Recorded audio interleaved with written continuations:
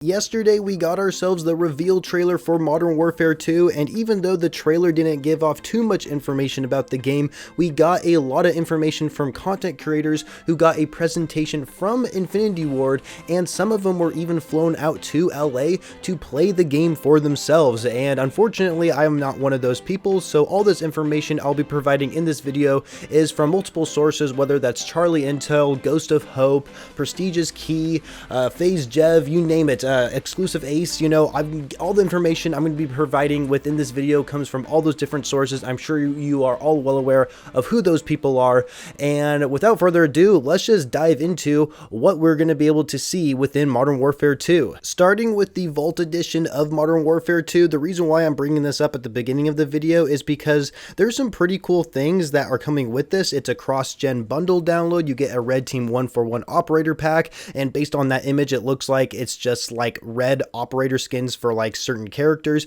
You also get access to the open beta. You get free season 1 battle pass plus 50 freaking tier skips, which is insane.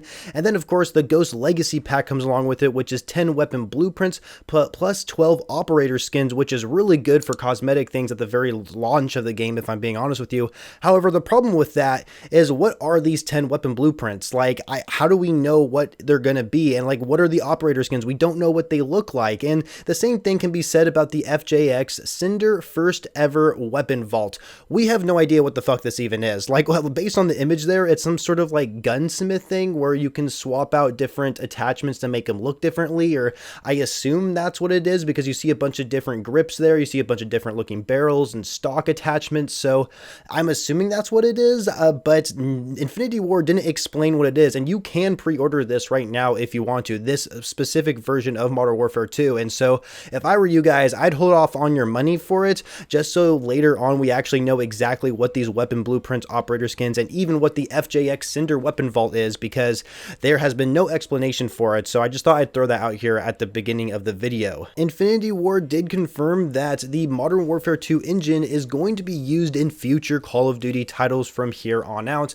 I'm personally not surprised by this. It was totally obvious to me that they were wanting every Call of Duty game to be run on the Modern Warfare engine, and of course the Modern Warfare 2 engine is just a step up from the Modern Warfare 2019 engine, so no big surprise there. And it was also confirmed that there's not going to be a theater mode. I'm actually surprised that they even mentioned this. It's a little sad that there's not going to be a theater mode, but it sounds like it may be a possibility in the future that they'll implement it in like future titles or maybe in a future update. I have no idea, but clearly it's not a priority and it's not a big surprise. It seems like over time theater mode has just gotten worse in Call of Duty games, and Treyarch has been the only developer to actually have them in their games, and it's just got really bad within Black Ops Cold War, so I'm not surprised they're not bringing it back as of right now. But when it comes to Warzone 2, it's actually going to be coming out later this year, which was really shocking to hear. So before 2023, we're going to be getting Warzone 2. However, it's not going to be coming out at the same time as Modern Warfare 2. So it's going to be coming out sometime later after October 28th. We have no idea when, but it's going to be coming out this year, which is kind of crazy. Plus, Warzone Mobile is in development. I'm sure a lot of you have heard that as well. But I should also mention that Warzone 2 is going to be a fresh start. So if you're somebody who bought a different amount of bundles within the Warzone shop, you're not going to be able to have them transferred over to Warzone 2. I mean, this just makes a lot of sense in my opinion, because Warzone is completely bloated right now with a bunch of weapons that are kind of the same in a way. Like, you have multiple AK-47s, you have multiple like M1911 pistols, like you name it, right? I mean, sure, there's a lot of like weapons that are like on its own, and there's no like carbon copies of it from different titles of Call of Duty games, but nonetheless, it's going to be a fresh start, so just be aware of that. On Call of Duty's blog post, they did talk a little bit about Spec Ops, which is kind of interesting. They call it a more evolved version of Spec Ops, and they quote saying, "After the campaign, players can join up with their duo for evolved Spec Ops. This tactical co-op mode advances your team building skills and also sets the scene for the near endless hours of gameplay available in the world-class multiplayer." So obviously we didn't really get too much information. They keep calling it the evolved Spec Ops mode, but we know it's going to be the DMZ mode, which is supposed to be like Escape from Tarkov, which we don't actually have any official information on of yet. So I'm really curious to see like how this Escape from Tarkov like Spec Ops mode is actually going to work out. But I hope it's better than Spec Ops from Modern Warfare 2019. 2019. Nobody ever talks about that because of how bad it actually is, but I'd like to know, you guys, what's worse, Vanguard Zombies or Spec Ops from Modern Warfare 2019? I'd like to know your thoughts down in the comments. Also, the Gunfight game mode is going to be coming out after the launch of Modern Warfare 2. They did not give us a time when this will be, and that's a little bit of a shame considering that with Modern Warfare 2019, Gunfight was kind of a selling point for its multiplayer. They used this mode as their alpha for PlayStation members to try out for the first time, and honestly, I liked Gunfight in Modern Warfare. I thought it wasn't too bad in Black Ops Cold War either, and I'm glad it is coming back. It's just kind of a shame that we're gonna have to wait after launch to see it appear, but nonetheless, Gunfight is returning. Another thing that was confirmed is that AI bots are going to be in every mode that you play, whether that's campaign, multiplayer, Warzone, or even the new Spec Ops mode. And it's a little interesting how this is going to work because they've actually changed up the AI to act a little bit more, I guess, realistic. Like, you'll see the AI controlled bots actually like dive to the ground to like check underneath a truck to see if an enemy is hiding there or something like that. They kind of act a little bit more unique. They're not all going to act exactly the same like we've seen with every other Call of Duty title out there. But one thing that Prestigious Key said is that he heard the developers say that there's going to be 300 AI and there's also going to be 100 real players, but that was all they said. They didn't say what this was referring to, so it's a little confusing why they even brought it up in the first place. If there's going to be 400 total, I guess, players in a match, it sounds like more like the DMZ game mode, and 300 of those players are just going to be AI bots. But when it comes to multiplayer, we've heard from leaks that this is more related to skill-based matchmaking. So if you're someone on the kind of like spectrum of being a terrible Call of Duty player, then you're going to be going up against bots. I'm somebody who doesn't really reach a 2 KD in Call of Duty, but I'm usually like a 1.5 average in most Call of Duty games. So will I be going up against bots? I have no idea how this is going to work. I kind of hope I don't, but if it allows me to complete camouflage challenges faster, then I won't complain. Now let's dive into more multiplayer details. So it looks like the core multiplayer experience is going to be 6v6. There is not going to be a combat pacing feature like we see within Vanguard. This is a good thing in my opinion. It makes the gameplay feel more consistent, and also Ground War is returning, which I think is pretty cool to hear. And based on what Prestigious Key said, he said that pretty much anything that you see within the Ground War map you can actually access. Like, for example, if you see a tall building in the distance or a mountain, you can actually go there within the Ground War game mode. So I'm really curious to see how this mode will actually turn out. But there are 2 confirmed maps for Ground War, one of them being called Saeed and the other one being called Seraph Bay. And Seraph Bay actually takes place in a fishing village, and there's lots of water for you to actually swim in, which is kind of crazy to think of because you can now swim in this game, and we're going to dive a little bit more into that later on in this video. But when it comes to 6v6 multiplayer maps, they were, from what I've heard from the content creators, they said they were small in size. I don't know how small they're referring to. I'm sure they're bigger than Shipment, but I think it's pretty good to know that they're small because it seems like a lot of multiplayer maps are getting bigger for whatever reason. But nonetheless, the 3 multiplayer maps that we know of are called Museum, which is located in Spain. The other one is called Grand Prix, which is taking place at night, and there's actually a race going on because Grand Prix kind of gives away that you're like at a racetrack, and it sounds like a race is actually going on while you're playing throughout the match, which I think is really cool. And it's at nighttime, so that might change things up a little bit.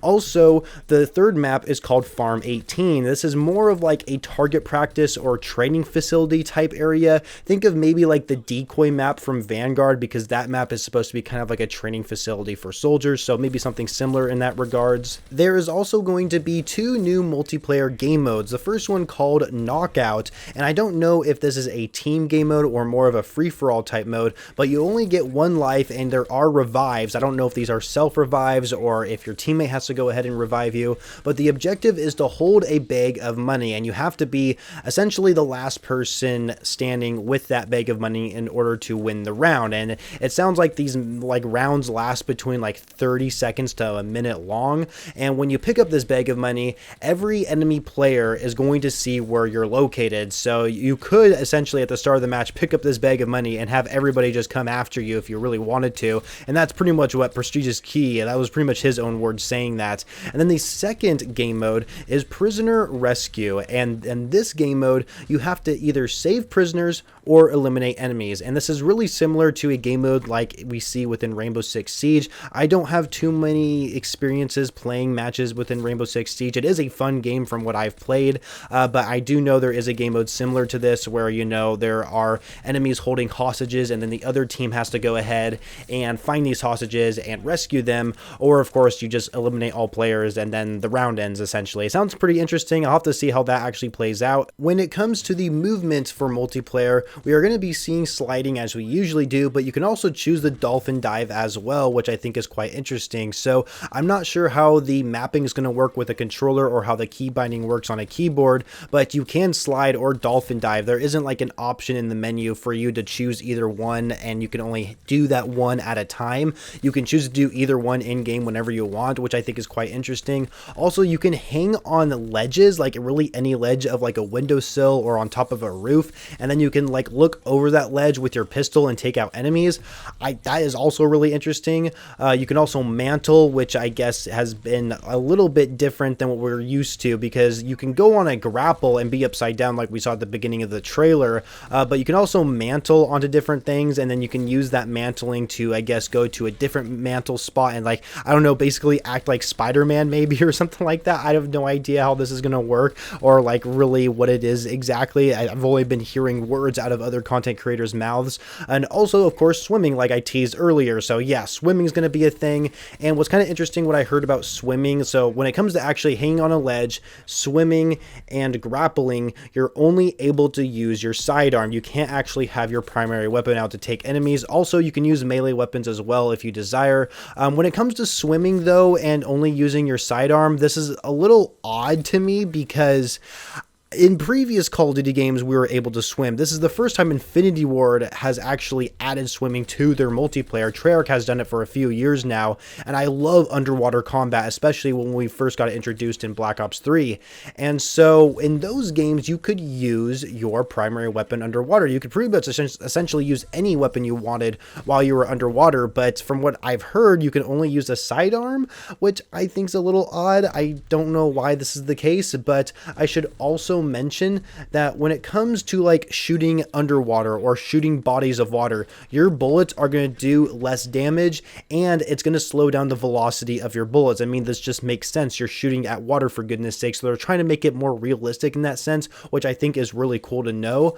Also, what's kind of interesting, and I think this is absolutely hilarious, I hope I can pull this off in game, but when it comes to like these certain bodies of water, like a river, for example, you can throw a proxy mine and it would basically just stay afloat on top of the water, but then the current of the water will actually move the proxy mine. And so you could essentially use this as a strategy to have like a proxy mine just go down the current of the river, and then it could blow up a vehicle or kill an enemy if it's in the way, which I think is hilarious. And I think that's awesome that we're going to be able to do something like that.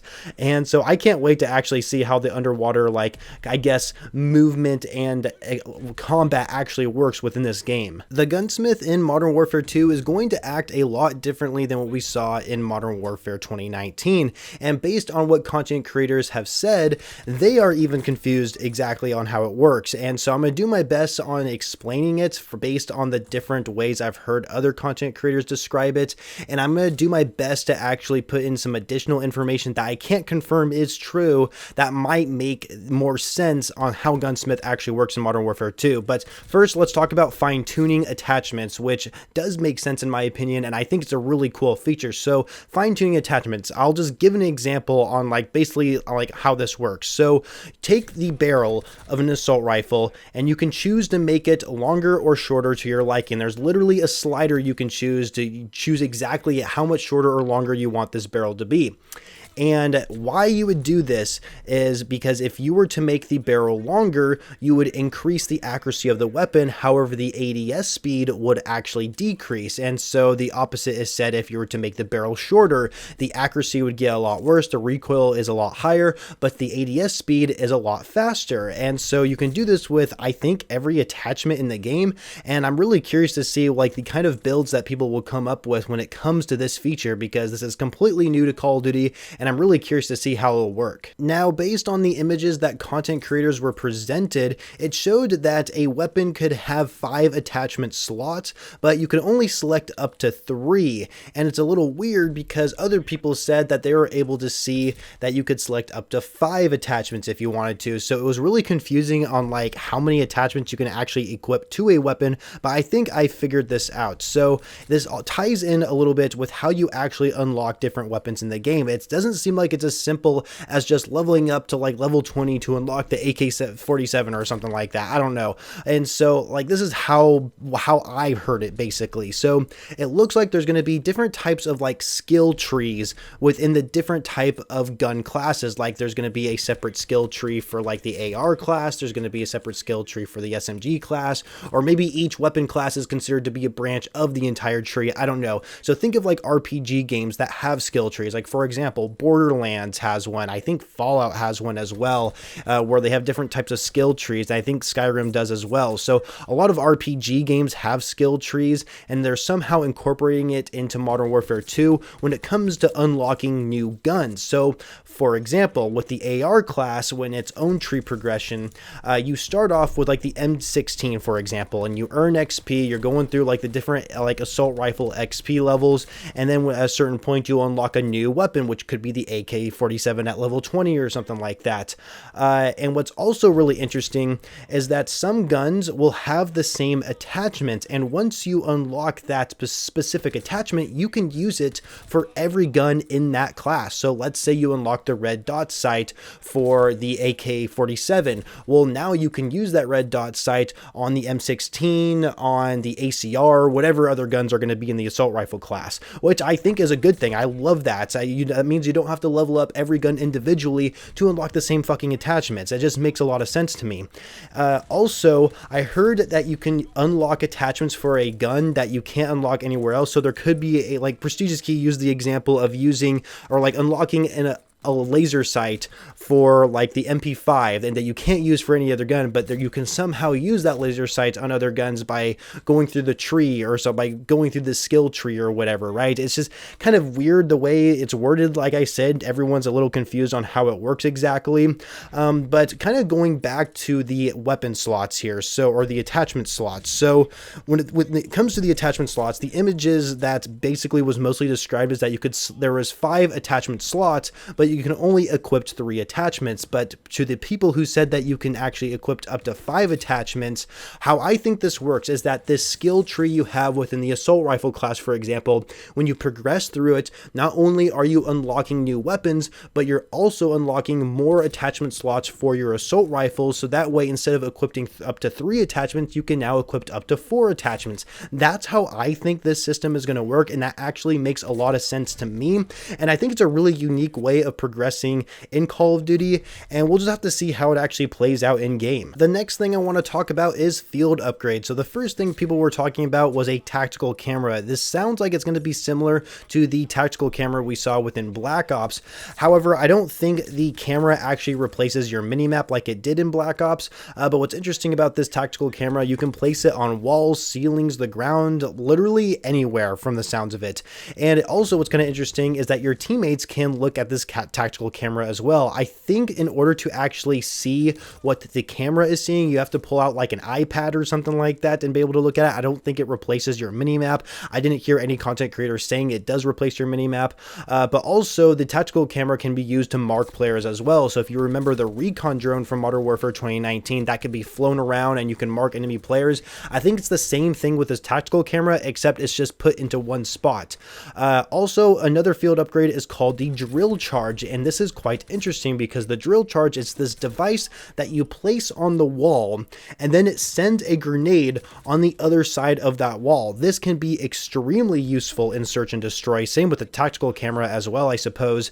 However, I don't know how useful the drill charge will be in game modes like domination or hardpoint. I can definitely see it working in mostly modes like hardpoint, where an enemy has a hardpoint but you're on the other side of that hardpoint and you just place the drill charge on the wall. wall and it sends a grenade on the other side, killing those players. I think that would be really fun to actually use, and I can't see this being like OP at all whatsoever, but I guess we'll have to see how it works in game. Another field upgrade is the DDoS device, and essentially from what I've heard, it EMPs anything in front of you for a short time. I don't know the distance of like this EMP effect, but from my understanding, it's whatever's in front of you, it's going to EMP. This can be like, you know, vehicles or equipment, really anything electronic is going to get disabled for a short amount of time. And it also sounds like that when it comes to like cars and vehicles that you disable, you actually have to manually like try and restart the car yourself in order to actually get it working again, which I think is quite interesting. I don't know how long that will actually take, but interesting nonetheless. And then the other field upgrade that people mention, which this is pretty funny, and I honestly will love using this, is an inflatable decoy. You know, we've seen decoy grenades in Call of Duty for quite some time now, but now they're going to actually have an actual inflatable decoy that's basically a fake player on the map. And it's kind of interesting because it sounds like if enemies get close enough to this thing, it'll actually explode. It doesn't seem like anybody could confirm if this thing actually does explode or not, but if it's in the field like upgrade category, I feel like it should be able to explode, but nonetheless, it seems like it could like crouch too. Like this inflatable decoy can be crouched if you are like, once you place it while you're crouched, it will also be crouched, for example, but it looks like it could look left or right depending on when enemies actually come near it or something like that. I don't know what exactly this is going to look like, but I think it's hilarious nonetheless that we have something like this in a Call of Duty game. And the last thing I want to talk about is vehicles. These are most likely just going to be in Warzone and the Ground War game mode, and probably the Spec Ops game mode too, actually, or DMZ, whatever the hell it's going to be called. But what's kind of interesting is that you're now able to pop tires on these vehicles, and you can actually see this at the very beginning of the trailer, which I think is quite interesting that I didn't really see anybody point out. But you can pop tires, which I think is cool, and you can repair them by bringing the vehicles to a gas station. And this personally is huge for me because I hate playing like on Caldera or especially on Verdansk, where people were just always driving around in Berthas and they were able to just easily get away from you. But now that's not going to be the case anymore because you can pop their tires now, which I think is really cool. Also, while you're in the driver's seat of a vehicle, you can actually go ahead and spin around like 360 degrees and take out enemies and shoot at them with your primary weapon. Actually, I don't know if it's your primary weapon. It could be your sidearm. Nobody confirmed or denied this. If you can only use your sidearm while swimming, but you can use your primary weapon while in the driver's seat of a vehicle, then I think they really got to rethink their strategy there. But nonetheless, you can go ahead and spin around 360 degrees in a driver's seat and take out enemies with your gun. I think that's sick. Also, you can climb out the window of a vehicle while it's moving and get on top of the car, and you can also jump onto other vehicles if you're like on some like high-speed chase or something like that, which I just think is incredible. Like, it just sounds so unrealistic to put something like that in a multiplayer video game, but apparently from what content creators said, you can do that, which I think would be so sick in like Warzone situations. Also, when vehicles blow up, the body of that vehicle just stays there. Sure, you can't actually like repair it and use it anymore because it's been blown up, but normally in Call of Duty, when vehicles blow up, they eventually just despawn and they disappear. Well, now they stay there, which I think is sick because now they're essentially part of the map, and it could also indicate to you that, you know, there was some sort of fighting engagement in that area when you like explore a new location in Warzone, for example. And so I think it's really cool how they have this feature, because personally, if it was up to me, I would purposely place blown up vehicles in areas where there's like no cover. So in case like the final circle of a Warzone match is going to be there, I can use that blown up vehicle as cover. So I think that's awesome how that is going to be a feature within the game.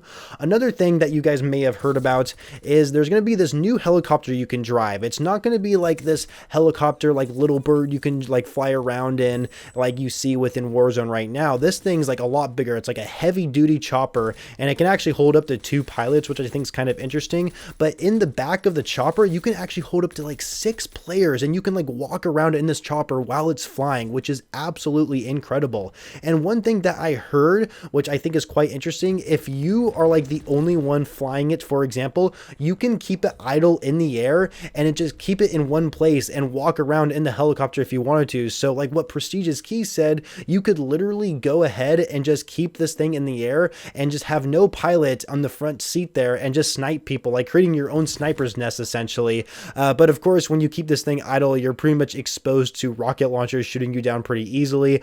So you also have to keep that in mind, but a cool feature nonetheless. And that's going to wrap up today's video. I hope you guys all enjoyed it. There was so much information covered within this video, but a lot of interesting stuff, that's for sure.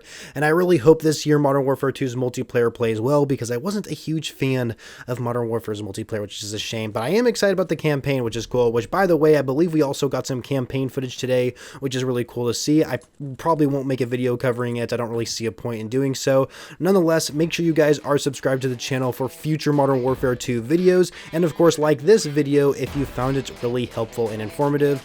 And with that said, I shall catch you guys later.